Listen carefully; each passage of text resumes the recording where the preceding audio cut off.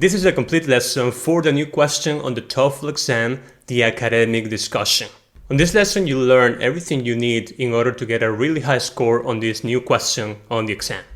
Plus, we're offering also a free ebook with free material, which is also for this question type. Just go to the description below and check it out.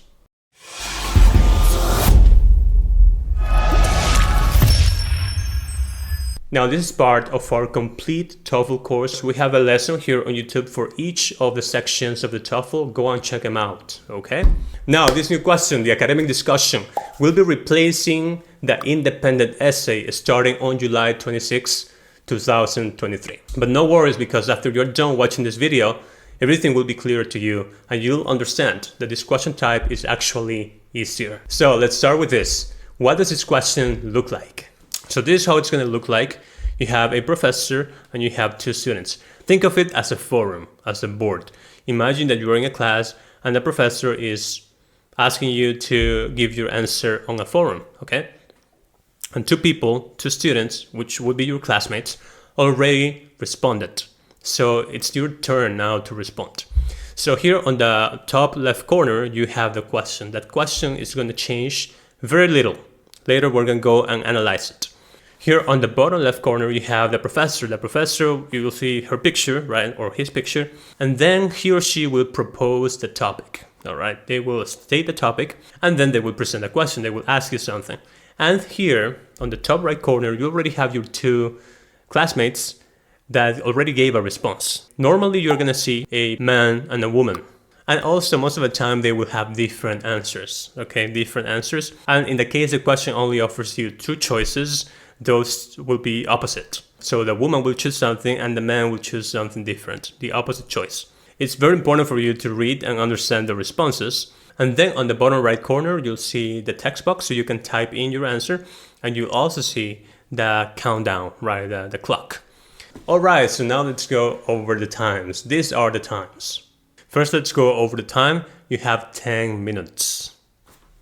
It's important for you to know that those 10 minutes include time for you to read the prompt, the question, time for you to read what the professor has written, and also what the two students have written. So you have to read and write in 10 minutes. And here also we have the minimum number of words, 100 words. That's what the official TOEFL actually recommends.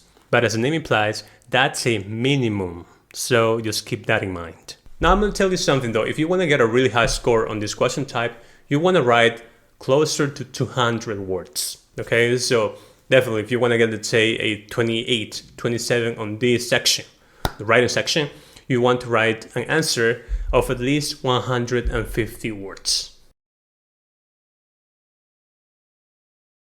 So let's first start by analyzing the question. The question is not going to change too much. So this is the question. The question will almost always be kind of the same. Okay, it will change very little. So you have, let's read it. The professor is teaching a class in political science. Write a post responding to the professor's question. In your response, you should, number 1, express and support your opinion. Number 2, make a contribution to that discussion. That's a little difficult to understand on the first sight, right? And then it says an effective response will contain at least 100 words. So there you have the word minimum. You will have 10 minutes to write it. So they also are reminding you of the time. So what we're going to do right now is we're going to analyze, we're going to pick apart this whole question here like that. So 3 are the components. You have the subject, you have the content, and you have the minimum number of words, all right? So you have those 3 important components in the question. Now let's start analyzing one by one. Let's first talk about the subject. The subject could be a variety of different ones. So in this case, we have political science, but it could also be any of these subjects. Here we have political science, economics, marketing, education, social studies, business, computer science, public administration, and more. But these 8 are the most common. Now, why is it important for you to pay close attention to the subject? Of course, it's going to be different if you have a class for social studies and a class for marketing, right? For example, if they're talking about AI, the professor is saying something about AI, you need to know how to approach the answer. If, for example, it's a social studies class, then the professor might be talking about the effects of marketing on society. But on the other hand, if it's a marketing class, the professor might be focusing on how to use AI in order to make more sales. So if you don't want to have any problems with the approach on how to structure your essay, how to direct your response, you need to pay close attention to the subject. Then we have the content, okay? Content, basically what your content should be about. What are they asking you to do? And this is the most important part. They tell you express and support your opinion, and number 2, make a contribution. So for us, this is how we are going to understand those 3 things. Express, basically what does it mean to express your opinion? You need to have a clear opinion. From the get-go, from second number 1, you need to state your opinion maybe in the first 2 sentences. It needs to be clear right away. This is not like a long essay. You don't have time to give briefing, to give context. You have to go right away to the opinion, to your position actually. Don't worry about that because the template that we're going to show you later will allow you to nicely fit in those explanations and those examples. Number 2, support. You need to provide examples, details, and explanations. Basically, that's a big part of having an opinion, right? Because otherwise your opinion, you wouldn't sound academic if you just gave your opinion and didn't support it. You need to support your opinion somehow. And number 3, contribute. Contributing is very important. Actually, most people don't understand it, right? You need to provide a new perspective on the issue, something that hasn't been mentioned before. And that's why it's very important for you to read and completely understand what the other 2 students have responded. Okay, this is by far the most difficult thing to comprehend because it's something new, right? What's to contribute? A lot of people have trouble understanding that component of the question. Contributing means saying something new, as we've mentioned before, saying something new. So what do you have to do?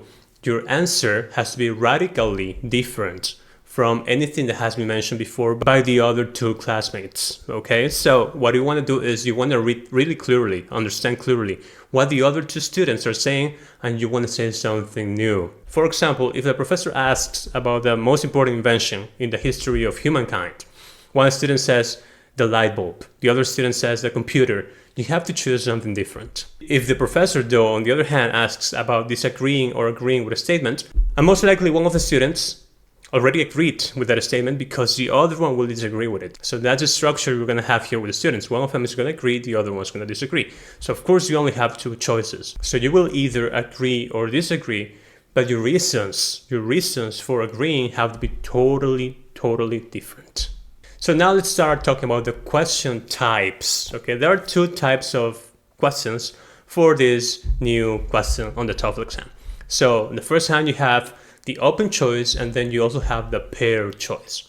Let's talk about them. The first one is an open choice.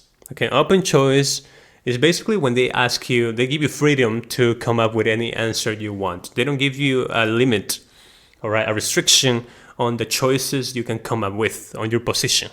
So let's see the first example. In your opinion, what is the most important benefit from AI? Okay, of course, you can think about anything you want as long as you support it. Okay, so you don't have 2 choices or 3, you have tens of choices. So that's freedom, that's open, okay? So number 2, what do you think should be the government's priority in regards to public health? So again, they are not limiting your answer. You can think about anything and just support it. You can say the priority should be public transportation. The priority should be military, defense. The priority should be education and so forth. You have many options you can choose from, as many as you can imagine, as many as you can force to make sense, basically. And number 3, in your opinion, what is the best way to grade college students? Okay, so again, no restrictions. So that's the open choice. By the way, we're going to use a different template for open choices than for paired choices, which are the second type, okay?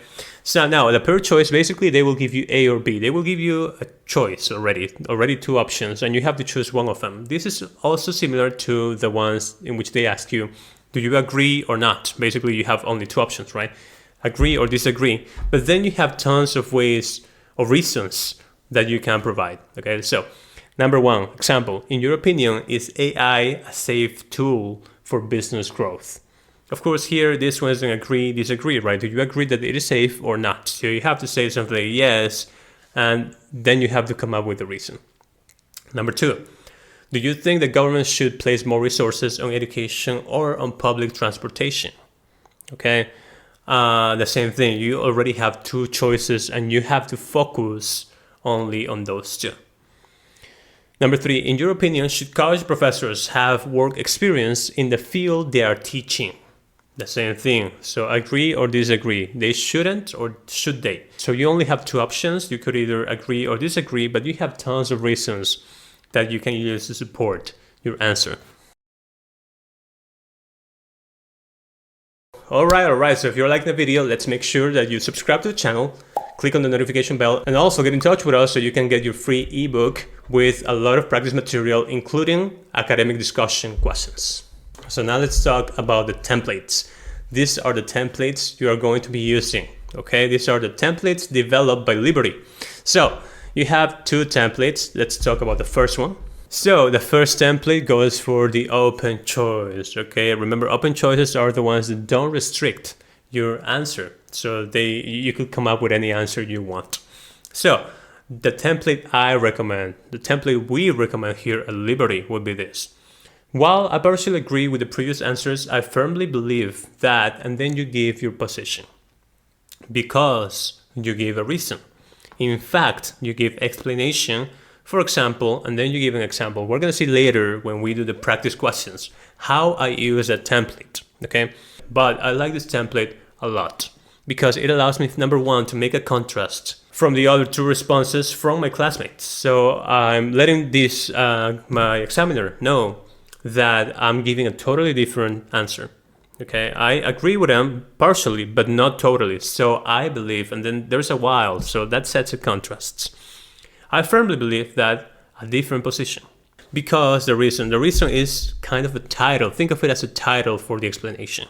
All right, you are not explaining totally, but you are giving a little summary of the topic that you are going to choose. In fact, you give an explanation, right? The explanation is something that is supporting your answer, okay, supporting your choice, but it's not too concrete. So think of it as something abstract of why you chose, the idea of why you chose that specific position, why you chose a reason, okay?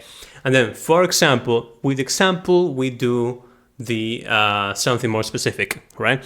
So we are in the same line, same direction as the explanation, but we just think about something physical, something more concrete to talk about. So the explanation and the example are both support for my answer.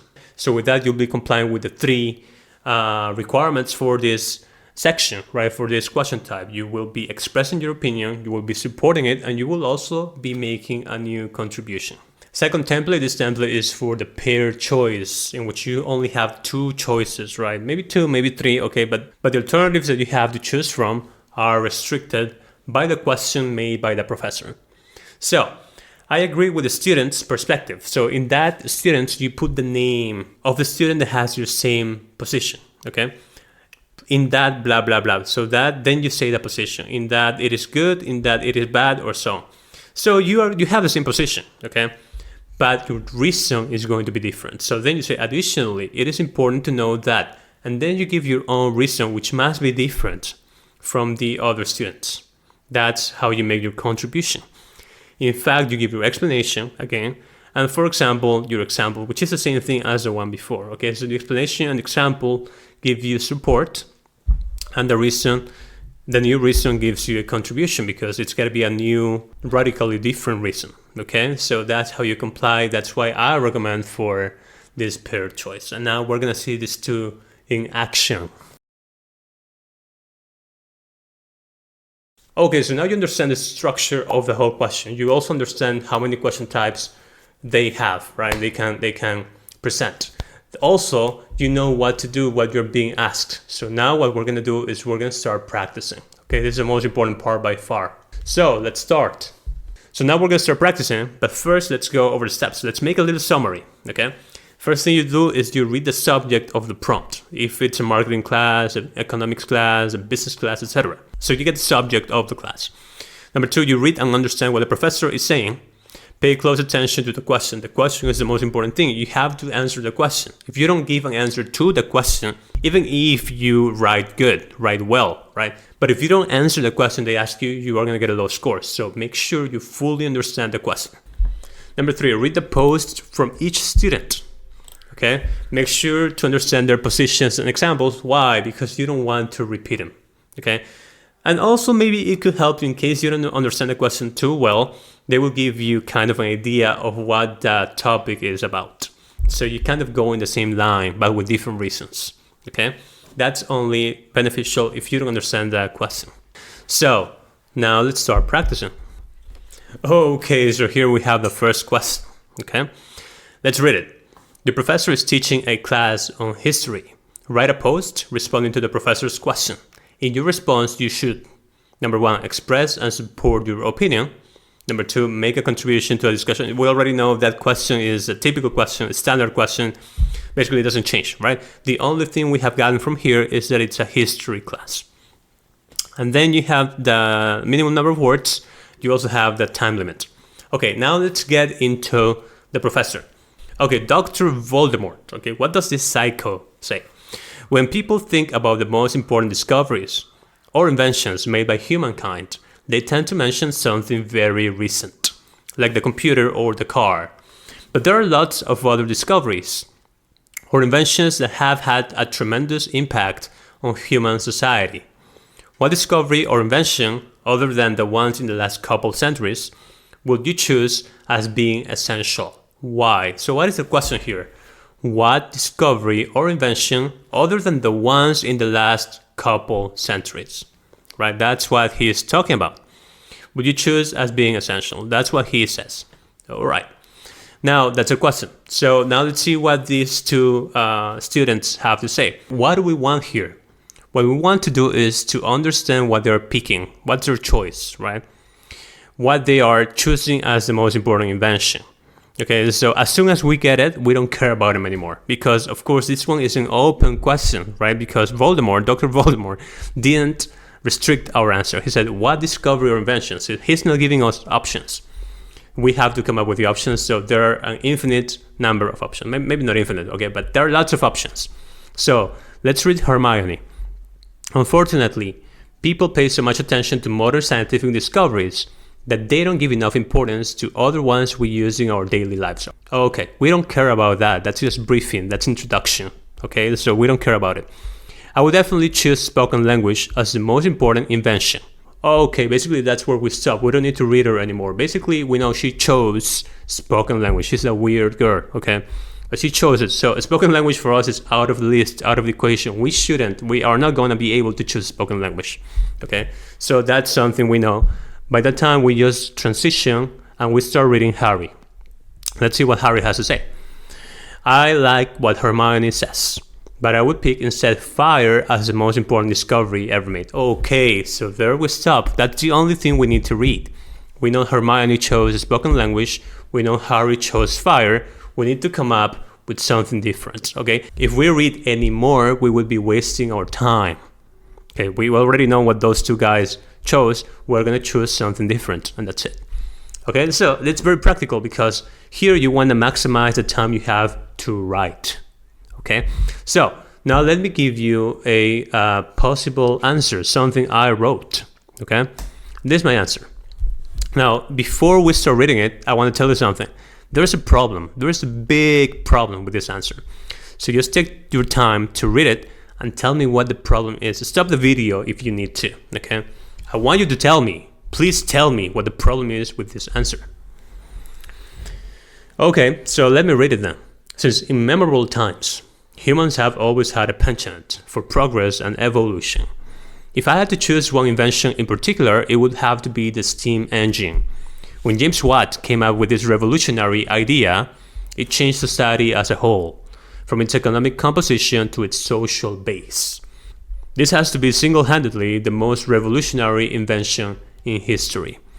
We have to understand that in those times, I'm referring to the 17th century, civilization had been experiencing a very slow progress. In fact, very little had changed since the times of the Romans, all the way up to the Middle Ages. However, once the steam engine came into the scene, civilization entered its next phase, one in which industry and manufacturing took over a leap forward into the future. All of a sudden, factories were possible. Clothes and most items didn't have to be handmade. Machines and pumps were born. We're talking about mineral extraction, automatization, the birth of fossil fuels, the assembly line, etc., etc. Absolutely everything has its genesis in the steam engine. Okay, so what's the matter here? What's the problem with this answer? Here I'm writing 179 words. Okay, so just put in the comments below, what do you think the problem is with this answer? So the problem is that there's no problem. This is just too good. Actually, that's something I wrote myself. It's something that is very complex. Let's be realistic. Most of you who are learning English won't be able to write something like that. It's just too difficult. So what do? We use our template. We will use our template, which is way more practical, way more efficient, and you can still get a high score with it. So let's see how our answer would look like if we use our template. So this is something way more realistic. Here we're using our handy template, or the handy template I gave you before. And let's see the answer. It says, while I partially agree with the previous answers, that's part of the template, right? I firmly believe that the steam engine is the most important discovery in the history of humankind. So that's my choice, my position. Because, now little explanation, little summary of the explanation. It allowed our civilization to enter its next phase. Okay, in fact, I'm going to give more explanation. Before the steam engine, manufacturing was very limited, since most items had to be handmade. This made productivity very low. However, once the steam engine came into the scene, new machines were created and humans became more productive. For example, big sewing machines and the steam locomotive replaced the force of humans and animals. Likewise, now it was possible to extract more minerals and explore fossil fuels, as the steam engine enabled the creation of big hydraulic pumps. So here my way of writing is way easier, okay? It's more direct, it's shorter, of course. It's only 115 words, but this will still get you a high score. Okay, let's analyze my answer here. So everything that is highlighted in yellow would be my position. Notice how I'm not too short with my position. I don't say, oh, the steam engine, that's it. No, I want to give more words, because otherwise, if you don't give more words, then you're going to have a problem with the word limit. You're going to write under 100 words, and that's bad. Believe me, that's terrible. Okay? So, that the steam engine is the most important discovery in the history of humankind. I'm just filling up words.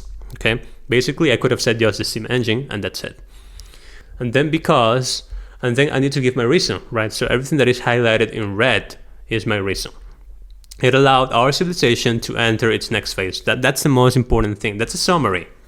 Now, when I say it allowed our civilization to enter its next phase, it's kind of difficult to imagine how it did it, right? So then I have to explain that.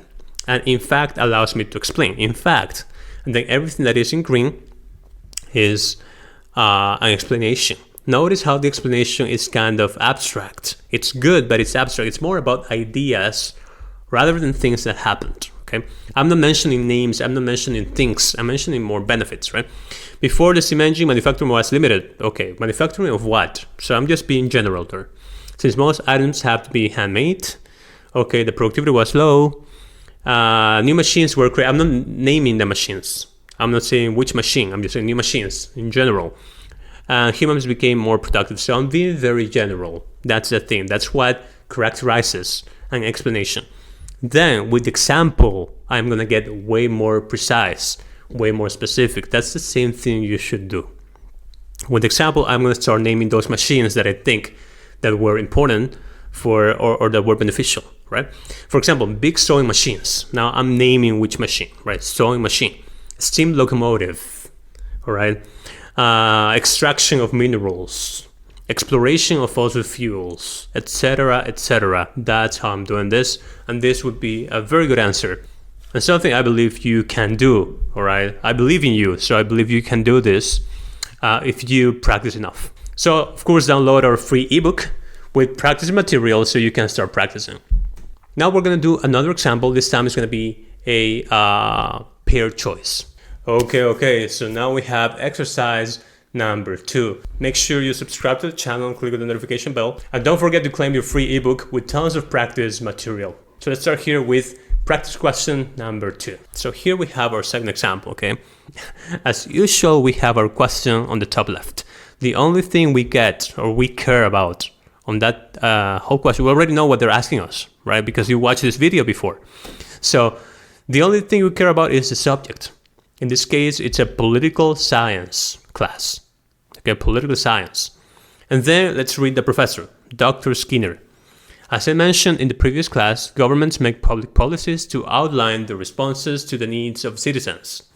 Part of this procedure involves establishing and keeping priorities about which issues should receive more attention and resources.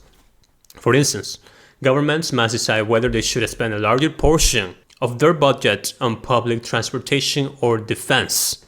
If you were a policy maker, which issue would you argue is more important? Public infrastructure or defense? Why? So this one is a typical pair choice. You have two options. You can only choose public infrastructure or defense. Okay? That's important. So now what we have to do is we have to read the choices and the reasons given by the two students, Lisa and Bart, right?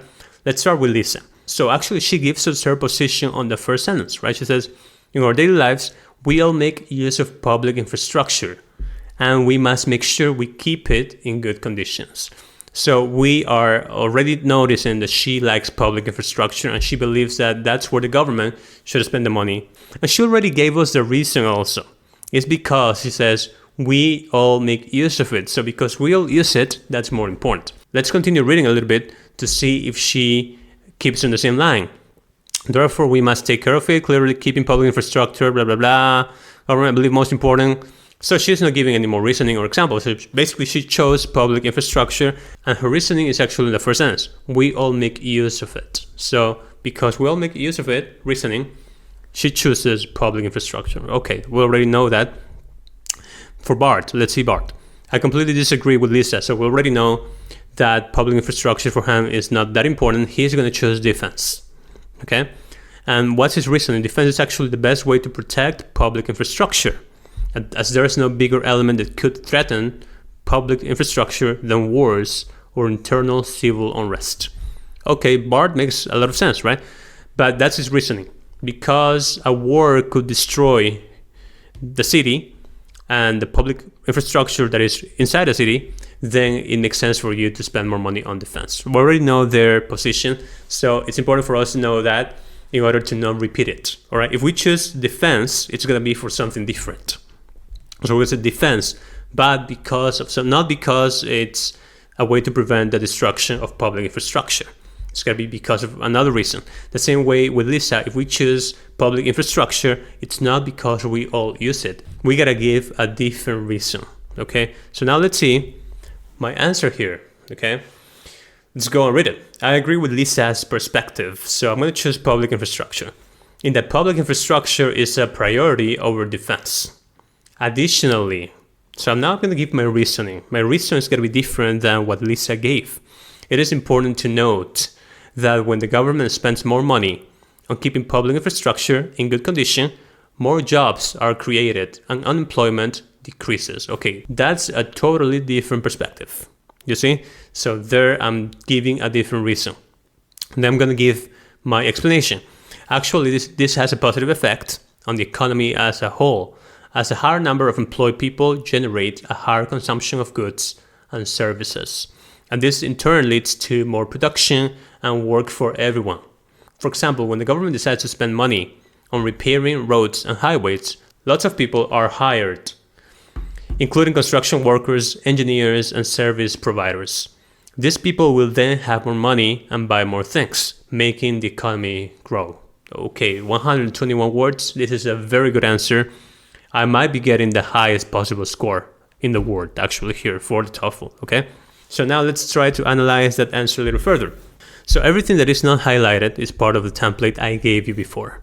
Okay, that's how the template works. First you give your, actually first here you have to say Lisa, right? Because that's a student's name.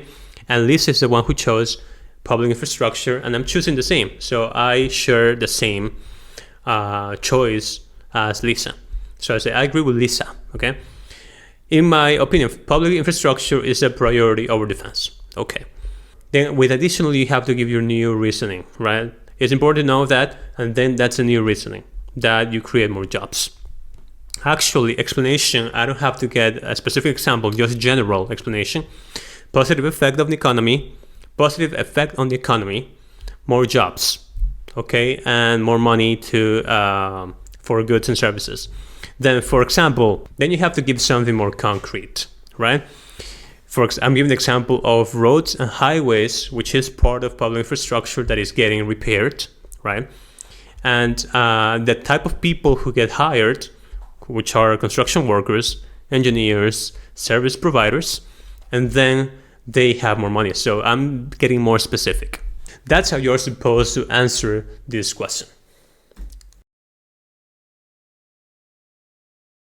Okay, so how did you like that practice? Okay, so I basically showed you everything you need to do in order to get a high score. But you might be asking, okay, Rod, how do I get to write something like that? Or maybe you feel that you are gonna just go blank once they ask you something. So in order for you to never go blank in these questions, I'm gonna tell you 2 important things you need to do in order to get a high score here. The first thing would be to use our universal reasons. I'm pretty sure you already watched our speaking video, or most people have. If you haven't, then go and watch it. When speaking, we use universal reasons to come up really quickly with answers, right? That's the same thing we are gonna do here. So these are the universal reasons for the academic discussion task. So these are the universal reasons, okay? More savings, more efficient, more knowledge, more productivity, and more feasible. For example, if they ask me something about AI, do you think that AI is beneficial? I'm going to say something about it allows you to have more knowledge. It allows us to be more knowledgeable. I'm going to give the example maybe of ChatGPT, right? Because that's my reason, and then I already have my example. So that's kind of how you use these universal reasons. You have to practice a lot with it. Of course, download our free ebook with practice questions so you can use these universal reasons. And secondly, if you're taking the TOEFL, it's because most likely you are a college student, so you need to be updated about the latest discussions in the world. As a student, you cannot be ignorant about important topics such as, for example, global warming, such as human rights, such as AI, artificial intelligence, right? You have to, and you need to have an opinion, let's say so. So if I ask you about what do you think about AI, you cannot say, well, I don't know what AI is. You could say that, right? But you shouldn't. So if you want to give a good answer on this academic discussion, notice it's academic discussion. So it's about something that's academic, right? Then you need to get more informed on the following topics. So what I want you to do is do this. Read all of this, okay? If you don't know the topic, the discussion, then go and just get more informed. So, for example, as a college student, you should have a clear opinion about the services that a government should provide to a citizen. What services do you think that a government should provide to a citizen? Some people might go blank. If you go blank, it means you need to get informed. Go to Google, because that's a big debate. Just watch the presidential debates. All right, what are the services that governments normally provide to people? What they should and what they shouldn't. Maybe healthcare, maybe public transportation, etc., right? Those things are important. You should, as a person, not even for the TOEFL only, as a person, as a young person trying to get a college degree, you should have a clear position about this. Should governments restrict or control the consumption or the commercialization of any item? The same thing. Big debate on drugs, prohibition, weapons, firearms. Those things are important. Those are things that politicians talk about all the time, and you should have your own opinion, okay, with support, of course. In which public service should a government spend more money on? That's the same question that we got for Lisa and Bart, right? Defense or infrastructure.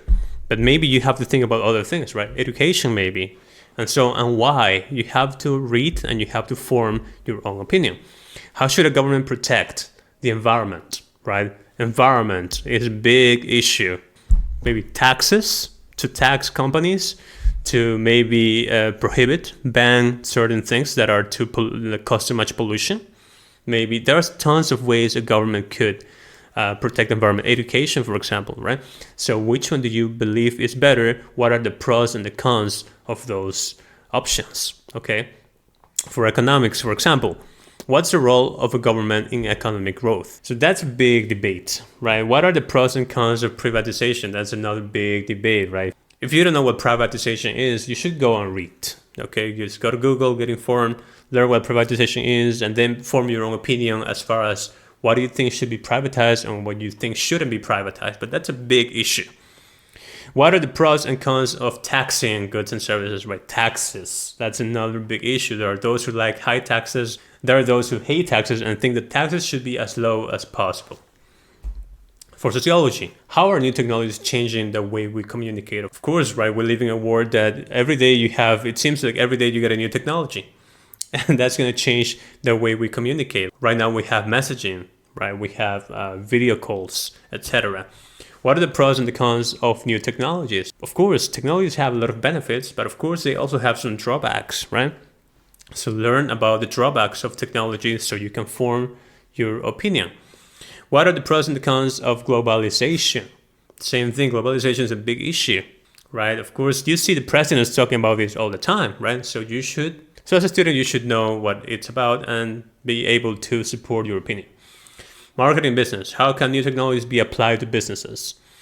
Yes. I mean, how can you use the technology to make more sales, right? To increase sales. How important it is for business to be green? The same thing, the protection of the environment. That's a big thing. How should advertisements be regulated? Of course, consumer rights, right? So what I want you to do is go over this. Make sure you know the answers for this. I mean, there is no right or wrong answer. There's just an informed and uninformed answer. So if you don't know too much about privatization, about ways to protect the environment, about taxing, go to Wikipedia, go and read some newspapers, and make sure you kind of know about the topic. And then you can form your own opinion and you can be able to support it. And when you do this academic discussion, you're always going to have an answer. You're never going to go blank. And it's actually going to be very easy for you.